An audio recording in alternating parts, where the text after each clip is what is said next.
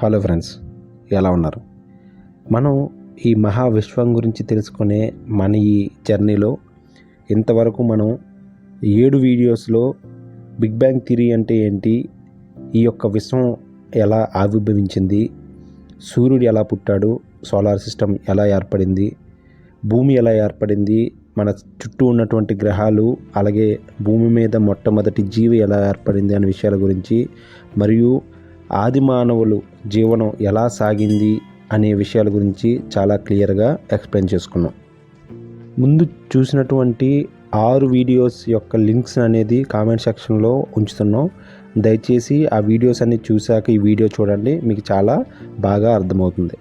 అయితే ఈ వీడియోలో అప్పటి వరకు ఇతర జీవుల్లాగే వేటాడుతూ బ్రతికినటువంటి మనిషి ఎలా ఇతర జీవుల నుంచి వేరుపడ్డాడు, నాగరికతలు ఎలా ఏర్పడ్డాయి, దానికి దారి తీసినటువంటి కారణాలు ఏమిటి, ఇలా ఎన్నో విషయాల గురించి క్లుప్తంగా మాట్లాడుకుందాం. ఆది మానవుడి నుంచి ఆధునిక మానవుడిగా మారే ఈ ప్రక్రియలో కొన్ని సంఘటనలను మనిషి జీవితాన్ని మలుపు తిప్పాయి. అలాంటి వాటిలో నిప్పు కనిపెట్టడం ఒకటైతే వ్యవసాయం చేయడం మరొకటి. అప్పటి వరకు 4-5 కలిసి వేటాడడం, ఒక గమ్యం అంటూ లేకుండా ఎక్కడ పడితే అక్కడ వలసలుగా వెళ్ళడం వంటివి చేసేవాడు. అలాంటిది 10,000 సంవత్సరాల క్రితం మనిషి మొట్టమొదటిసారిగా వ్యవసాయం చేయడం నేర్చుకున్నాడు. వ్యవసాయానికి అనువైనటువంటి ప్రదేశాలు, నదీ తీరాలు, నీరు పుష్కలంగా లభించే ప్లేసెస్ని, అంటే నదులు లేదా ఆ పక్క ఉన్నటువంటి ప్రాంతాలలో ఉన్నటువంటి సారవంతం చేయడానికి ఆ యొక్క ప్రాంతాలలో వ్యవసాయానికి అనుగుణంగా ఉంటాయని తెలుసుకున్నాడు. అలా వ్యవసాయం నేర్చుకున్న తర్వాత ఇక వలసలు వెళ్ళడం సాధ్యం అవ్వదు కాబట్టి పంట పండే వరకు అక్కడే ఉండాల్సిన అవసరం వచ్చింది. అక్కడే చిన్న నివాసాలు ఏర్పరచుకోవడం స్టార్ట్ చేశారు. అలా నదులు పక్కన జనాభా పెరగడం మొదలైంది. ఇదే విధంగా సివిలైజేషన్ అంటే నాగరికత అనేది మొదలైంది. ఈ ప్రపంచంలో ఏర్పడిన నాగరికతలన్నీ కూడా నదుల పక్కన ఏర్పడినవే. అలా ఈ ప్రపంచంలో మొట్టమొదటిసారిగా సుమారు 10,000 సంవత్సరాల క్రితం ఇప్పుడు ఇరాక్ దేశం ఉన్నటువంటి ప్రాంతంలో ప్రవహించేటువంటి టైగ్రిస్, యూఫ్రటీస్ అనే 2 నదుల మధ్య మొట్టమొదటి సివిలైజేషన్ మొదలైంది. అదే మెసొపొటామియా సివిలైజేషన్. ఈ యొక్క మెసొపొటామియా అంటే నదులు మధ్యలో ఉన్న భూభాగం అని అర్థం. అప్పటిలో జనాభా చాలా తక్కువగా ఉండడంతో ఒకసారి పంట వేస్తే చాలామందికి చాలా కాలం వచ్చేది. దీనితో అందరూ వ్యవసాయం చేయవలసిన అవసరం ఉండేది కాదు. కాబట్టి ప్రజలకి చాలా ఎక్కువ టైం దొరికేది. అలా ఆ ఖాళీ టైంలో కొత్త విషయాలు నేర్చుకోవడం, పనిముట్లు తయారు చేయడం, కుండలు తయారు చేయడం, ఇలా వ్యవసాయంకి మాత్రమే కాకుండా కొత్త వృత్తులు గుర్తుకొచ్చాయి. అలాగే వాటి మీద స్కిల్స్ కూడా అందరికీ పెరిగాయి. ఇలా ఉన్నా కానీ ఆ రోజుల్లో పండిన పంట అసలైన సంపద కాబట్టి అది పాడవకుండా అందరి పంటను ఒక చోట భద్రపరచడం ఒక దారిని కనిపెట్టారు. ఆ రోజుల్లో మెత్తగా ఉన్నటువంటి బంకమట్టి మీద పుల్లతో గుచ్చుతూ రాసేవారు. ఇలా మొట్టమొదటిసారిగా రాతను కనిపెట్టింది కూడా ఈ మెసొపొటామియాసే. ఈ విధంగా వీళ్ళు క్యూనిఫామ్ అనే ఒక వ్రాత పద్ధతిని డెవలప్ చేశారు. ఇలా భద్రపరిచిన పంటలను రక్షించడానికి ఒక ఆర్మీని కూడా, వీటన్నిటినీ సక్రమంగా మెయింటైన్ చేయడానికి ఒక అడ్మినిస్ట్రేషన్ కూడా, మరియు ఈ యొక్క అడ్మినిస్ట్రేషన్కి ఒక నాయకుడిని కూడా వీళ్ళు ఎన్నుకోవడం స్టార్ట్ చేశారు. అయితే ఇలా వీళ్ళు డిఫరెంట్ సిస్టమ్స్ని అలవాటు చేసుకుని వాటిని ప్రణాళికాబద్ధంగా ఫాలో అవ్వడం మొదలుపెట్టారు. తర్వాత మనిషి మెల్లగా జంతువులను మచ్చిక చేసుకొని వాటికి పెంపకం మొదలుపెట్టాడు. అప్పటి వరకు సొంతంగా పొలం దున్నే మనిషి ఆ తర్వాత జంతువులతో ఆ పనిని చేయడం వల్ల సులభంగా పని అయ్యేది. ఈ విధంగా ఎక్కడికి అక్కడ మనిషి తన పనిని సులభతరం చేసుకుంటూ సాగి ఇప్పటి వరకు మనిషి మచ్చిక చేసుకున్నటువంటి జంతువులలో అన్నిటికంటే గొప్పగా ఉన్నటువంటి జంతువు ఏదైనా ఉంది అంటే అది మాత్రం గుర్రం. అయితే అభివృద్ధిని పరుగులు పెట్టించిన జంతువు ఏదైనా ఉందంటే మాత్రం అది గుర్రమనే చెప్పాలి. మనిషి మచ్చిక చేసుకున్న అన్ని జంతువుల కల్లా నాగరికతను అభివృద్ధిని పెంచడానికి గుర్రం చాలా ఉపయోగపడింది. అప్పటి వరకు ఎంత దూరమైనా సరే నడిచి వెళ్ళే మనిషి వేగంగా చేరుకోవడానికి, అలాగే యుద్ధాలలో శత్రువులను వాడించడానికి ఈ గుర్రాల పాత్ర చాలా ఎక్కువగానే కనబడుతుంది. అంతేకాదు చక్రాన్ని కనిపెట్టడం కూడా ఈ మెసొపొటేమియన్సే అని చరిత్రకారుల అభిప్రాయం. ఇవే కాదు, సమయాన్ని లెక్కించడం, రాయడం, అంతరిక్షం గురించి పరిశోధనలు చేయడం, న్యాయ వ్యవస్థను తయారు చేసుకోవడం ఇవన్నీ కూడా మెసొపొటేమియన్స్ కాలంలో మొదలయ్యాయని చరిత్రకారులు చెప్తున్నారు.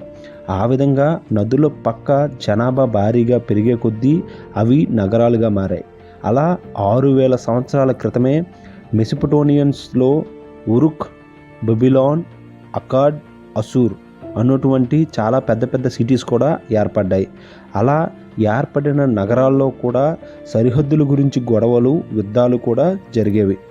ఒక పక్క మెసొపొటేమియా నాగరికత అభివృద్ధి చెందుతూ ఉండగా, మరొక పక్క సుమారుగా 7000 సంవత్సరాల క్రితమే ఈజిప్ట్లో నైలు నది పక్కన ఈజిప్ట్ సివిలైజేషన్ మొదలైంది.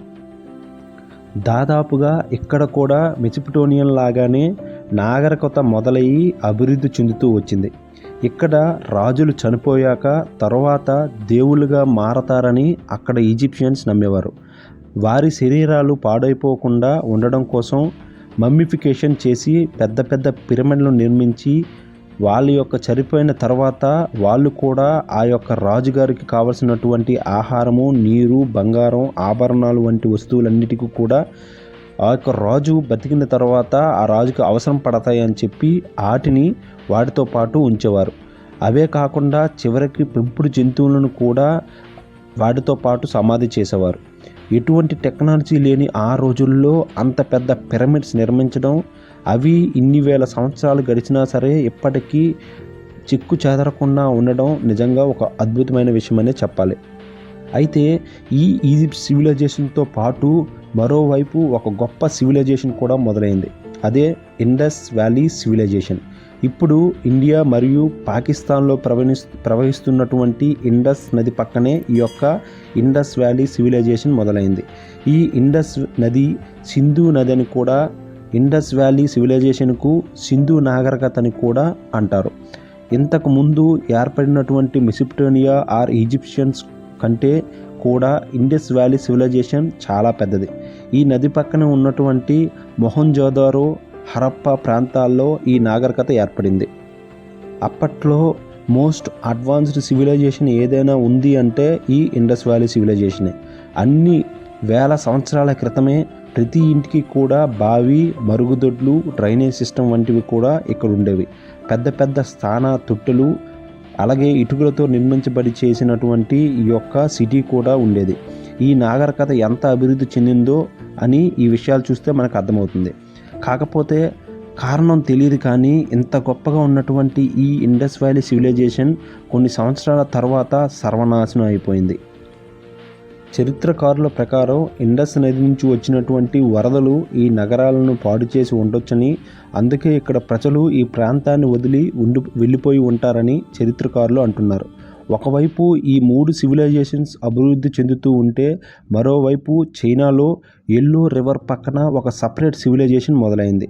అయితే ఈ మధ్యలో హిమాలయ పర్వతాలు అడ్డుగా ఉండిపోవడంతో దాదాపుగా అది ఒంటరిగానే ఉండిపోయింది. అయితే ఇప్పుడు ఎంతో అభివృద్ధి చెందినటువంటి అమెరికా మాత్రం అప్పటికి నాగరికత ఎటువంటి ఏర్పడలేదు. అప్పట్లో ఈ అమెరికా ఉన్న ప్రాంతం చాలా వెనుకబడి ఉండేది.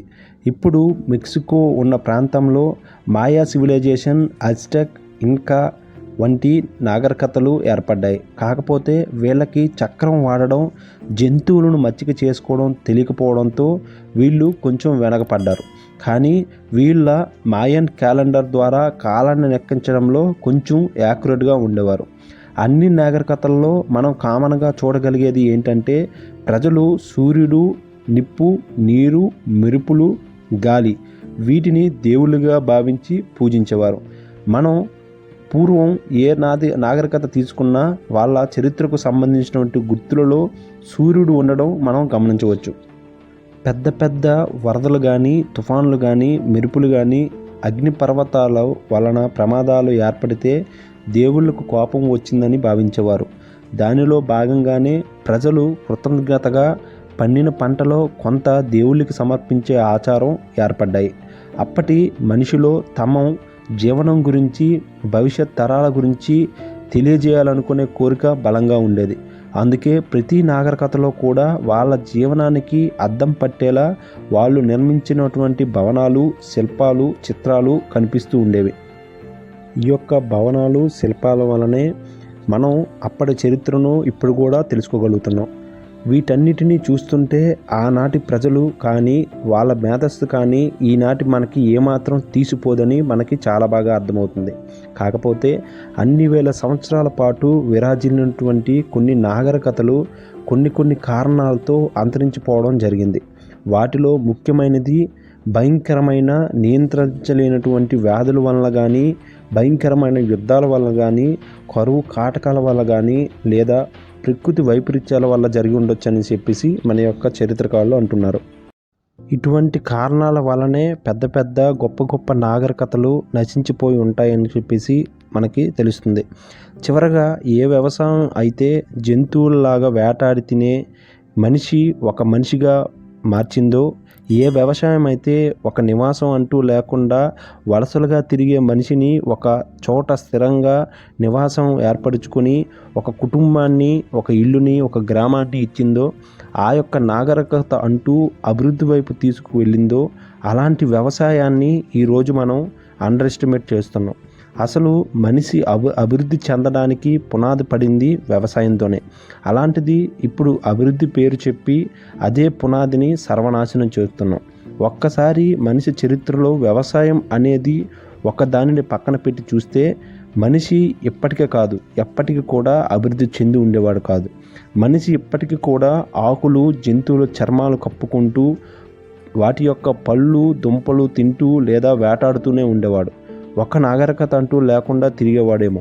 అయితే ఈ రోజుల్లో వ్యవసాయానికి ఉన్న రెస్పెక్ట్ని కానీ, వ్యవసాయానికి మనం ఇవ్వాల్సినటువంటి సపోర్ట్ని కానీ ఇవ్వలేక చాలామంది వ్యవసాయం చేయలేక వారి యొక్క భూమిని వదులుకుంటూ కూలి పనులు చేస్తూ ఉంటున్నారు. అయితే మనం ఎంత నాగరికతంగా పెరుగుతున్నా సరే వ్యవసాయానికి సపోర్ట్ ఇస్తూ గవర్నమెంట్స్ కానీ, పబ్లిక్ కానీ మన యొక్క వ్యవసాయం చేసినటువంటి రైతులను కాపాడుకుంటే మనం ఇంకా మంచిగా అభివృద్ధి చెందవచ్చు అనేది మా అభిప్రాయం. మా వీడియోస్ అన్నీ మీకు నచ్చుతున్నాయని మేము అనుకుంటూ, ఒకవేళ మీకు మా వీడియోస్ నచ్చితే దయచేసి సబ్స్క్రైబ్ చేయండి, లైక్ చేయండి, షేర్ చేయండి. అలాగే మీకు ఇంకేమైనా డిఫరెంట్ వీడియోస్ కావాలి అనుకుంటే ఆ యొక్క కాన్సెప్ట్ని మాకు కామెంట్ చేయండి. మేము పక్కాగా ఏ జనరేటెడ్ వీడియోస్తో ఆ కంటెంట్ని డెవలప్ చేసి మీ ముందుకు తీసుకొస్తాం. Thank you so much for watching our videos. Thank you so much.